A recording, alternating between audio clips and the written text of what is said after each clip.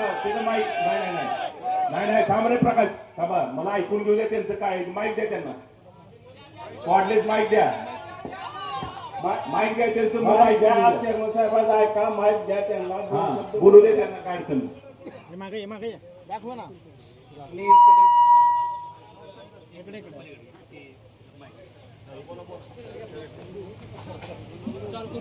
विषय क्रमांक 9 जो आपला आहे सहयोगी तत्वावरती कारखाना चालवण्यास देण्याबाबत विचारविनिमय करणे आमचं मत आहे चेअरमन साहेब की आम्ही देखील इथं काय गोंधळ घालायला संस्था बंद पडावा ह्या उद्देशानं आलेलो नाही की बाबा सहयोगी इतर कोणी बोलू नये माझी विनंती आहे तुम्हाला बोलणं त्यांना मला वार तारीख घेऊन भेटावं पवार साहेबांचं म्हणणं त्याला माझ्या सगळं बोलायचं आहे ना वकील साहेब बाकीचं बोलला का वार आणि तारीख घेऊन भेटावं हो सभासदांना बंद देऊ नका सभासदांना बंद देऊ नका तुमचं काय मत आहे मला शांत बसा त्यांनी आपल्याला 2 शिव्या दिली आता खाल्ल्याच्या शिव्या आता काय अडचण नाही थांबा मग सभासदांना काय बोलू नका काय असेल मला बोला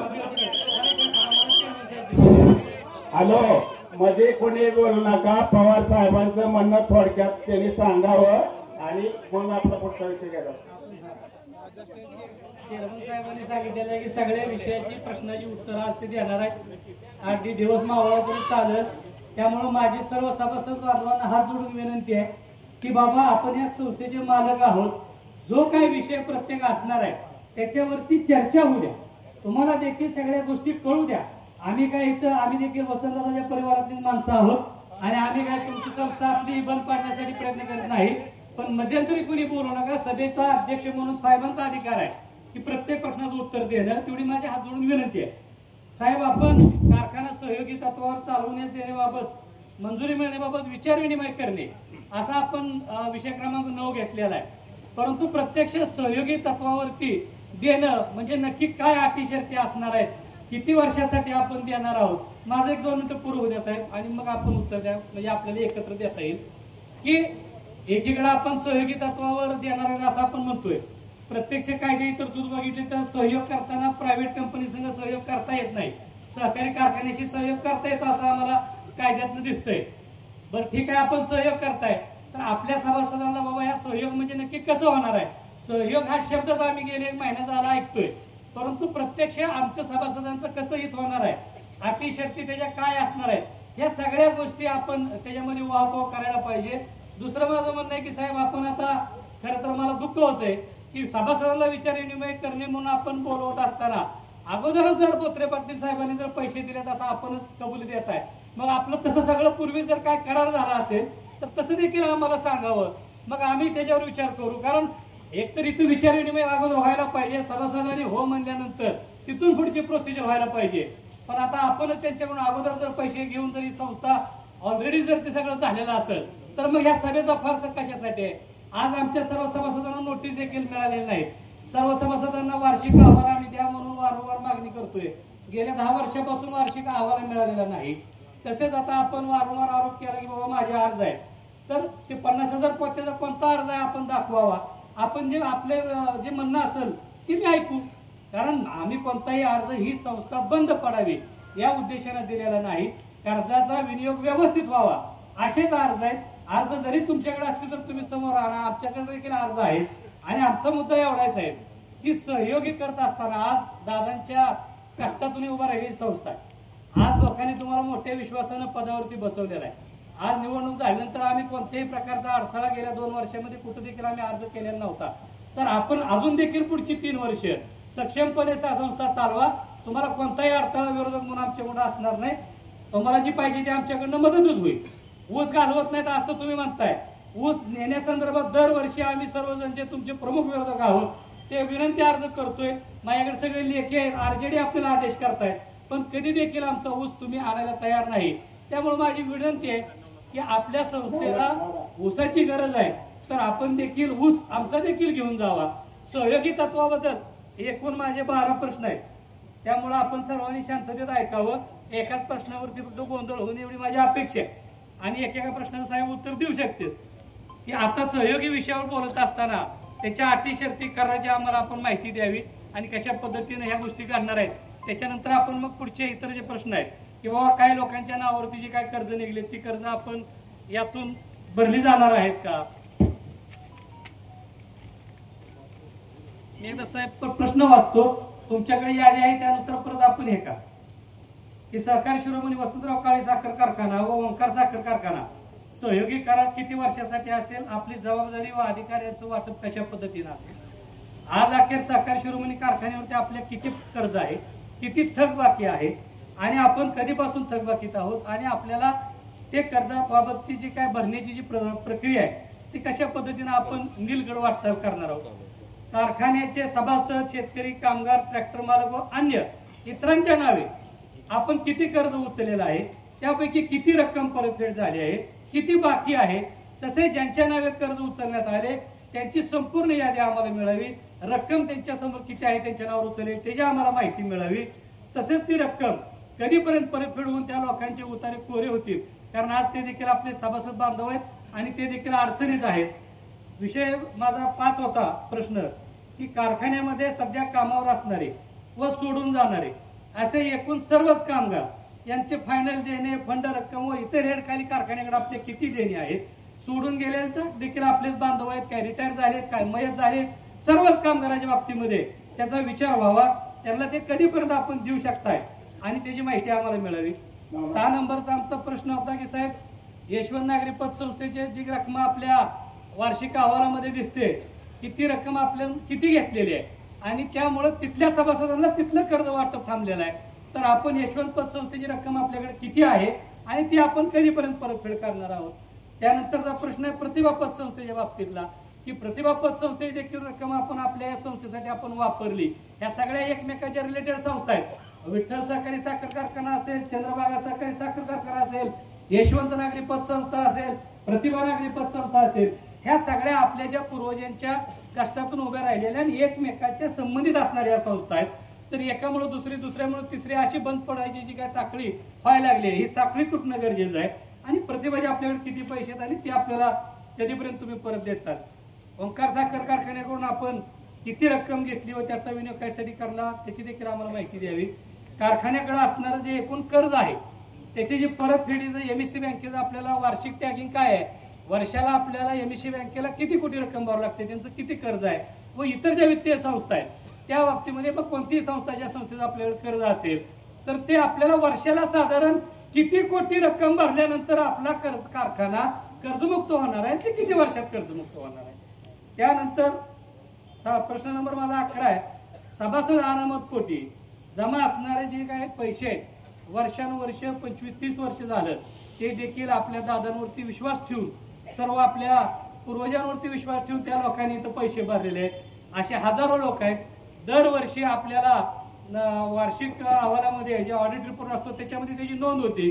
तर ती जी अनामत रक्कम ज्यांच्या आपल्याकडे आहेत त्या लोकांना आपण सभासदत्व का दिले नाही, त्यात काय अडचणी आहेत, त्यांना सभासदत्व आपण देणार आहात का, आणि देणार असाल तर देणार नसाल तर त्या लोकांचे पैसे परत करण्यासाठी आपण काय तरतूद केलेली आहे का. त्यानंतर विषय माझा शेवटचा आहे की प्रश्न 12 महाराष्ट्र सहकारी संस्था कायदा 1960 मधील कलम 75 नुसार सभासदांना वार्षिक अहवाल ताळेबंद आजची सभा असती की अधिमंडळाची वार्षिक सर्वसाधारण सभा, त्या सभेचं जर नोटीस तुम्ही वाचलं तर त्या नोटिसीमध्ये विषय काय आहेत, सगळे आर्थिक विषय की मागच्या वर्षामध्ये 1 वर्षामध्ये काय व्यवहार झाला, कुठनं आपण कर्ज घेतली, किती परतफेड झाली, हे आर्थिक लेखाजोखा मांडून त्या आर्थिक लेखाजोख्याला आर्थिक जो जमा आणि खर्च झाला त्याला मंजुरी घेण्याची सभा असती.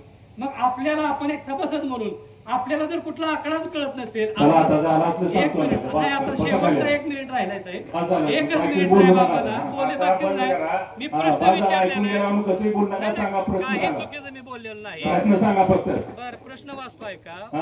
नाही तसं दम देऊ नका साहेब.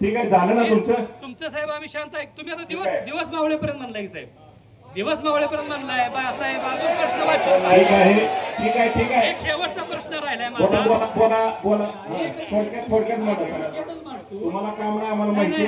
बरोबर आहे. आपल्या कामामुळे सगळ्या संस्था बंद पडल्या त्याची देखील आम्हाला कल्पना आहे. तुमचे महत्वाचे बोला. त्या विषयापुरता वेळ दिलेला आहे. बसा खाली, झालं का? नाही नाही, एक प्रश्न राहिला ना साहेब माझा. एक प्रश्न शेवटचा राहिलाय ना. तुम्ही वैयक्तिक आरोप करू नका. मी वैयक्तिक चला मी उत्तर देतो. बसा खाली. आता खाली बसा आणि उत्तर द्यायला या 5 प्रश्नांना उत्तर द्यायला हवे. बाकीचे शांत राहा. एकच प्रश्न राहिला, एक माझं म्हणणं आहे. झालेला आहे. अहो, एकच म्हणणं राहिलं. आता एवढं ऐकलंय साहेब बस आपण. ठीक आहे, बोला सर. बोल तेवढा माईक बंद केलाय. हे माईक चालू करा. एक विषय राहिला त्यांचा. माईक बंद केलाय ना. महाराष्ट्र सरकारी संस्था कायद्यानुसार जे काय वार्षिक अहवाल ताळेबंद पत्रक आहे ते आम्हाला सर्व सभासदांना मिळावं.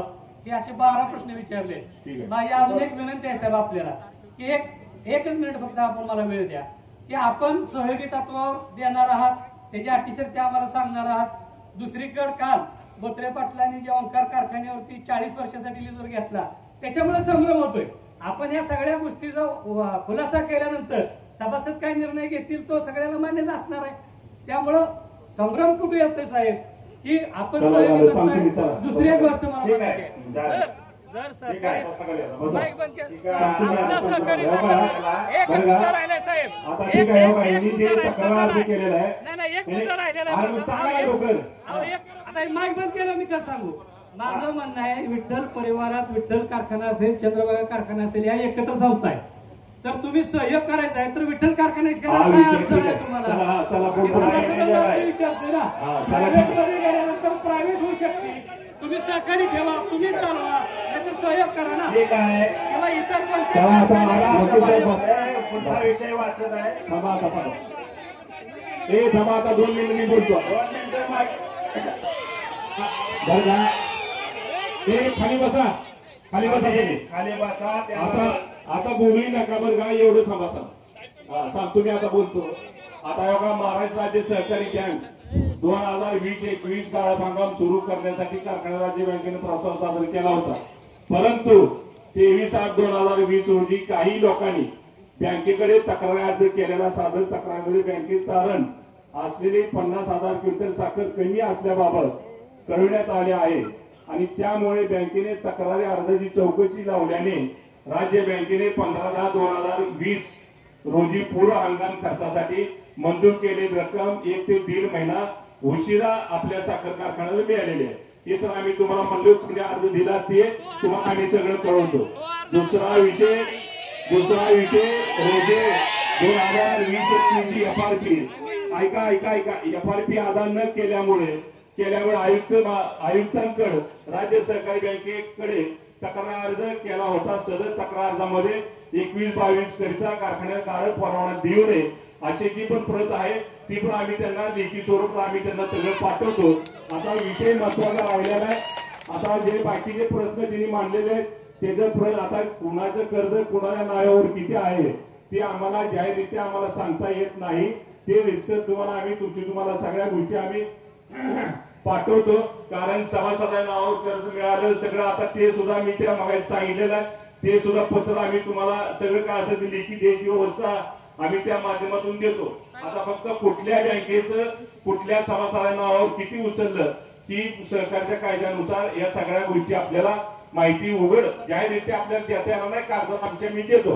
आता विषय राहिला सहकारी आपला ह्याचा कायदा आहे कुठला 2020 सालचा सहयोगीचा कायद्याप्रमाणे तुम्हाला मी वाचून दाखवतो. त्या हिशोबाने मी आता ऐकूनच घ्यायचं. आता फक्त ऐकून घ्यायचं. आता ऐका मला थांबा जरा. 2000 आता तुमचं ऐकलं सहकारी इथं आहे. सहकारी साखर कारखाना सहयोगी तत्वावर कॉलिब्रेशन करण्याच्या अटी निकष व कार्यपद्धत महाराष्ट्र सहकारी संस्था अधिनियम 1960 कलम 20 नुसार.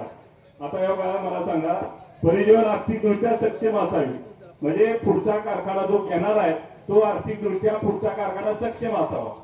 दुसरा विषय संबंधित साखर कारखान्याची सहकारी स्वरूपाला कोणत्याही प्रकारची बाधा न येता परियोजनेची अंमलबजावणी करता येईल. आता ती जर मी तुम्हाला जाहीररित्या सांगितली ती परियोजना संबंधित कारखान्यात समाज हितात पोषक असावी, सार्वजनिक हिताची असावी आणि एकंदरीत सहकारी चळवळीला हितकारक असावी.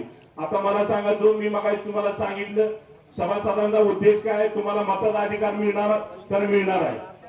तुमच्या उसाला जर चांगला मिळणार आहे तर मिळणार आहे. तुमचे संचालक मंडळाचे सगळे अधिकार राहणार आहेत तर राहणार आहेत. 5 वर्षाला संचालक मंडळाची निवडणूक होणार आहे तर होणार आहे. कारखान्याचे चेअरमन 2 महिन्याला कारखान्याच्या संचालक मंडळाची मीटिंग घेणार आहे तर घेणार आहे. आता मला सांगा हे सगळ्या गोष्टी आणि तिने सांगितले किती वर्षाचा वगैरे, तर हे आता आपल्या सर्वांच्या कृपेने ती वकील झालेले आहेत. तर माझं काय मत आहे ते वकील झालेला ऐकून घ्या. ते काय तो जे आपल्या संस्थेची लॅबिलिटी आहे ते लॅबिलिटी राज्य आता मी सांगतो. मला सांगा तुम्ही इथले हा प्रस्ताव कुठे जाणार आहे तर साखर आयुक्ताकडे जाणार आहे. साखर आयुक्ताकडनं कुठे जाणार आहे आपल्या सहकार मंत्री साहेबांकडे जाणार आहे आणि तिथून कॅबिनेटमध्ये जाणार आहे. त्याच्यामुळं बोत्रे पाटलांची ती क्लिप पहिल्यांदा मी ते पण सांगतो. बोत्रे पाटील आम्हाला 40 वर्ष द्या 40 वर्ष द्या असं ते आम्हाला म्हणत होते. आणि मग मी त्यांना काय म्हटलं साहेब सरकारचा कायदा काय सांगतो सहयोगीचा त्या तत्वाच्या धोरणानुसार आपण पुढे जाऊया. का तर आता हे सगळं वाद करत बसलो असतो तर हा सीझन चालू झाला असतं का तर नसतं. मग म्हणून आम्ही तिथे काय सांगितलं की सहकार्याच्या सहयोगी तत्वाचा जो कायदा आहे त्या हिशोबाने आपण पुढे जाऊया. त्या हिशोबाने त्यांनी मान्यता दिली. त्यांच्याकडनं काल चुकून तिथं बोलण्यात आलं. त्यांची दुसरी क्लिप तुम्ही बघितली का? त्यांनी स्पष्ट सांगितलं की बाबा हे गव्हर्नमेंट जी सहयोगी तत्वाची कारखानदारी आज तुमच्यापासून ठराव 1 महिना लागतो पुढे जायला. महिन्यात ठराव साखर आयुक्ताकडे गेल्यानंतर परत तिथनं पुढे ती प्रोसिजर चालू झाली. किती वर्ष द्यायचा आपली लॅबिलिटी किती आहे हे सगळी जबाबदारी ओंकार शुगर घेणार आहे. हा प्रश्नाचं उत्तर तुम्हाला मिळालं. सगळे पैसे नियुक्ती करायची जबाबदारी जे आता इतर आता परवा दिवशी पीएनबी बँक आम्ही नील केलेले आहे, स्टेट बँक आम्ही नील केलेले आहे, ग्रामीण बँक आता थोडी राहिली आणि बँक ऑफ इंडियाचं सुद्धा माझं बोलणं चालू आहे. त्यांच्या इकडनं वरिष्ठ लेवलला प्रस्ताव दिलेला आहे. तो सुद्धा बँक ऑफ इंडियाचा प्रस्ताव घेऊन मार्च एंड पर्यंत ते पण आम्ही सगळं नील करणार आहे. आणि आपल्या ज्या संस्था आहेत यशवंत संस्था असेल प्रतिभा असेल जे काय नियमा